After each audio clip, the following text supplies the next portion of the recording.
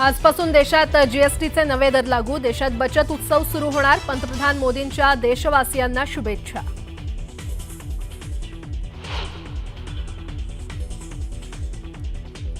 पंतप्रधान नरेंद्र मोदींकडून पुन्हा स्वदेशीचा नारा. सर्व राज्य सरकारांनी उत्पादनावर भर द्या. मेड इन इंडिया वस्तू वापरा, मोदींचं आवाहन.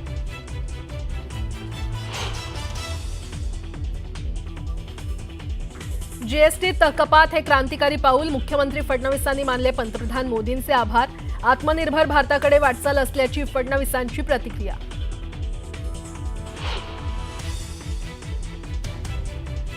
चुकलो तर कान धरा, पण आता रिकामं ठेवू नका. धनंजय मुंडेंची तटकरेंकडे मागणी. तर योग्य वेळ आल्यावर संधी देऊ, सुनील तटकरे यांचं आश्वासन.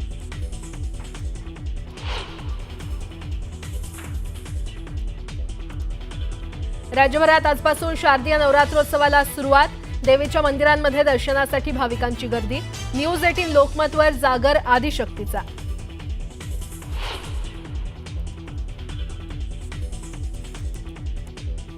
धाराशिव जिल्ह्याला पावसानं झोडपलं. अनेक गावांना पुराच्या पाण्याचा वेढा.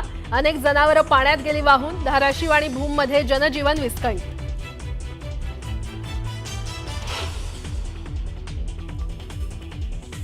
ठाणेकरांसाठी आनंदाची बातमी. ठाणे मेट्रोची पहिली ट्रायल रन आज पार पडणार. ट्रायल रनसाठी मुख्यमंत्र्यांसह दोन्ही उपमुख्यमंत्री राहणार उपस्थित.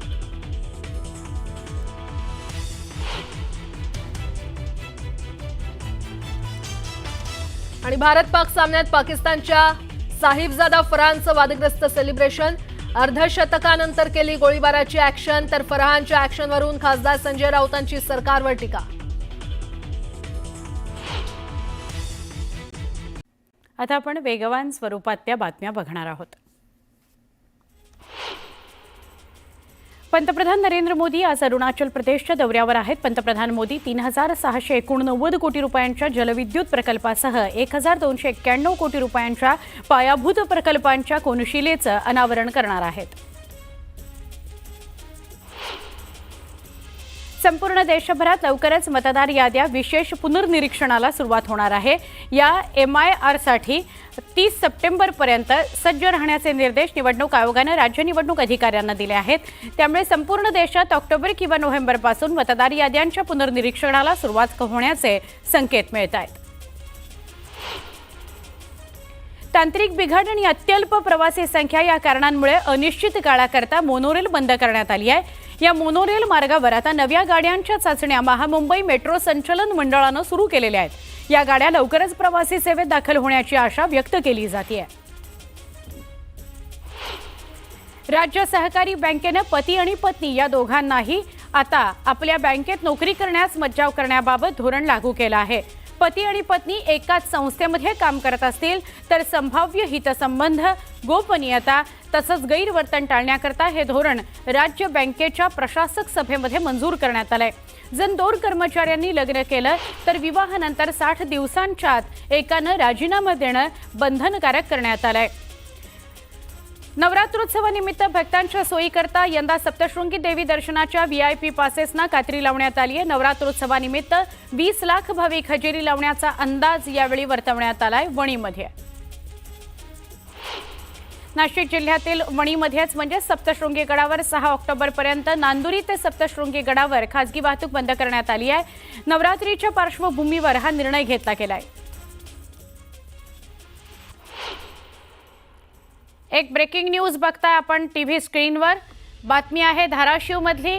धाराशिव जिल्ह्यासह भूम तालुका परिसराला पुन्हा एकदा रात्री पावसानं झोडपून काढलेला आहे. बाणगंगा आणि रामगंगा या नद्यांचा संगम असल्यानं गावाच्या अवतीभोवती पाणीच पाणी झालेलं आहे. गावातही पाणी शिरलेलं आहे. साडेसांगवी या गावात लोक अडकलेले आहेत. गावाला पाण्यानं वेढा दिलेला आहे.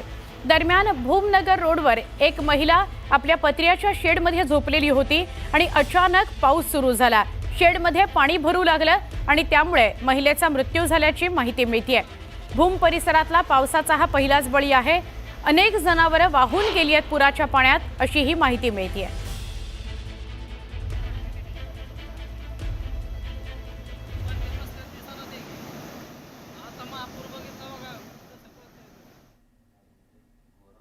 धाराशिवमधल्या भूम तालुक्यातली ही दृश्य आपण बघत होतो। आता धाराशिव जिल्ह्याच्या परंडा तालुक्याला सुद्धा पावसानं चांगलं झोडपून काढलेलं आहे। या भागातील बाणगंगा नदीला पूर आलाय, त्यामुळे बुके गावात पुराचं पाणी शिरलंय। जीव वाचवण्याकरता लोक इमारतीच्या छतावर जाऊन बसलेले आहेत। आजूबाजूच्या परिसराला पुराच्या पाण्यानं वेढा दिलेला आहे। यामुळे या लोकांचा महसूल आणि पोलीस प्रशासनाच्या गावकऱ्यांसोबत संपर्क होऊन देखील बचाव कार्यामध्ये अडचणी येत आहेत।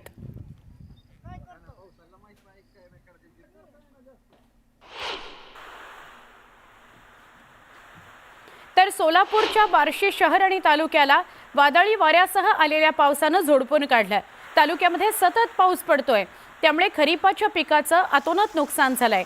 बार्शी तालुक्याच्या उत्तर भागातील बेलगाव, मांडेगाव, ताड, सौंदणे, शेलगाव, भोयरे या भागाला जोरदार पावसाचा फटका बसलेला आहे। तालुक्यातील अनेक नदी नाले तुडुंब भरून वाहत आहेत, त्यामुळे नद्यांची पातळी वाढलेली आहे। मोठ्या प्रमाणात पाऊस होतोय, त्यामुळे शेतकरी हैराण आहे।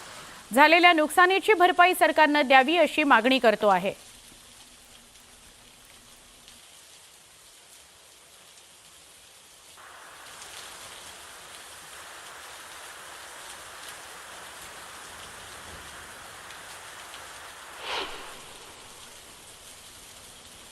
तर संभाजीनगर जिल्ह्यामध्ये मुसळधार पाऊस पडतोय।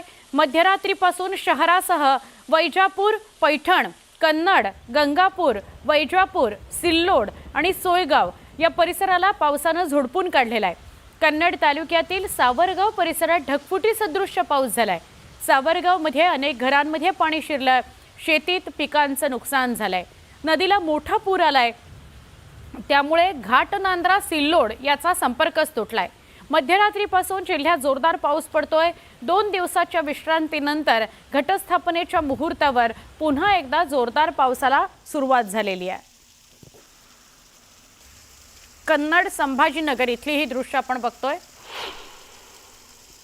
तर सोलापूर जिल्ह्याच्या अक्कलकोट तालुक्यात मुसळधार पाऊस पडतोय। गेले 2 आठवडे सलग अक्कलकोटला पावसानं झोडपून काढलेला आहे। वागदरी गावाला मुसळधार पावसानं झोडपून काढलाय, त्यामुळे गावातल्या नाल्याला पूर आलेला आहे। यावेळी दुसऱ्या बाजूने जाणाऱ्या शेळ्या नाल्याच्या एका बाजूला अडकल्या होत्या। दरम्यान ग्रामस्थांनी मानवी साखळी केली आणि शेळ्यांना दुसऱ्या बाजूला सोडलं। एका बाजूने दुसऱ्या बाजूला शेळ्यांना सोडलं। अनेकदा माणसांना वाचवण्याकरता अशा प्रकारे साखळी करून त्यांना एका बाजूने दुसऱ्या बाजूला नेलं जातं, पण इथे शेळ्यांना वाचवण्यात आलं। तर बार्शी तालुक्याला काल रात्री मुसळधार पावसानं झोडपलं। बार्शी तालुक्यातील चांदणी नदीचं पाणी वाढलेलं आहे, त्याची पातळी वाढलेली आहे आणि त्यामुळे चांदणी नदीला पूर आलाय आणि गावाकडे जाणारे पूल पाण्याखाली गेलेत।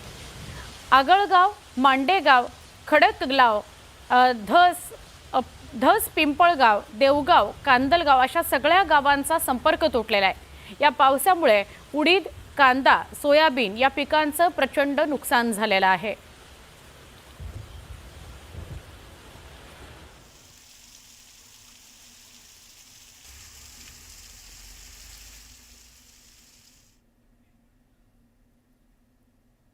पुन्हा एकदा पावसा पाण्याच्या बातम्या आणि वेगवान स्वरूपातल्या घडामोडी।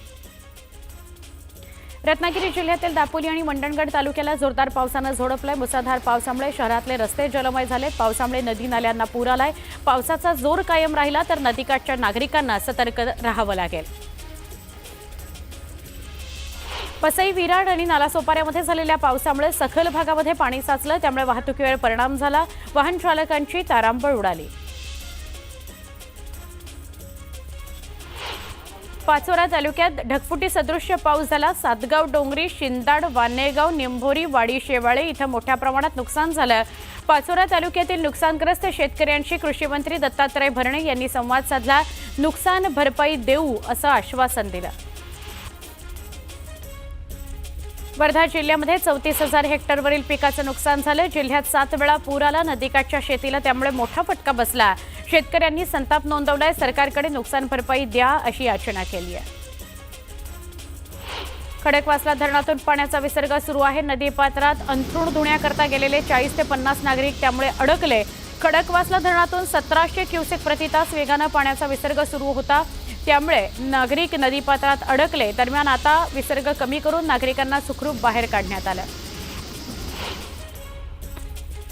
दिवा, डोंबिवली, कल्याण या ग्रामीण भागामध्ये जोरदार पाऊस झाला. अचानक आलेल्या पावसामुळे नागरिकांसह वाहन चालकांचीही तारांबळच उडाली. आम्ही ओबीसी मधूनच आरक्षण घेणार असा इशारा मनोज जरांगे यांनी दिला. ओबीसी नेते लक्ष्मण हाकेंवरही जरांगे यांनी निशाणा साधला. हाकेंना आम्ही महत्त्व देत नाही असं जरांगे म्हणाले. भीमराज सेनेचे प्रमुख राजाभाऊ थाटे यांनी लक्ष्मण हाकेंवर निशाणा साधलाय. लक्ष्मण हाके नावाचा मनोरुग्ण समाजात तेढ निर्माण करतोय. अनुसूचित जातीच्या आरक्षणात हस्तक्षेप केला तर महाराष्ट्रात त्याला फिरू देणार नाही असा इशारा राजाभाऊ थाटे यांनी दिला. जालन्यातील मंठ्यामध्ये मराठा आंदोलकांनी ॲडव्होकेट गुणरत्न सदावर्तेंना काळे झेंडे दाखवले. जालन्यातून नांदेडच्या दिशेने जात असताना मराठा आंदोलकांनी त्यांना काळे झेंडे दाखवले, घोषणाबाजी केली, सदावर्तेंचा निषेध केला. मनोज जरांगे दोन समाजात तेढ निर्माण करत असल्याचा आरोप करत वकील गुणरत्न सदावर्तेंनी जशास तसं उत्तर देण्याचा इशारा दिलाय. जरांगेंनी मुख्यमंत्र्यांवर केलेल्या टीकेचाही सदावर्तेंनी समाचार घेतला. गुणरत्न सदावर्ते हिंगोली जिल्ह्यात दाखल झाले. मराठा आंदोलकांनी त्यांचा ताफा अडवण्याचा प्रयत्न केला. औंढा हिंगोली या महामार्गावर येळेगाव सोळंके इथं मराठा समाज बांधवांकडून घोषणाबाजी करण्यात आली. शिवसेना उबाठा पक्षाचे आमदार गजानन लवटे यांनी दर्यापुरामध्ये मंत्री माणिकराव कोकाटेंचं स्वागत केलं. याचा व्हिडिओ सोशल मीडियावर व्हायरल होतोय. राजकीय वर्तुळात चर्चा सुरू आहे.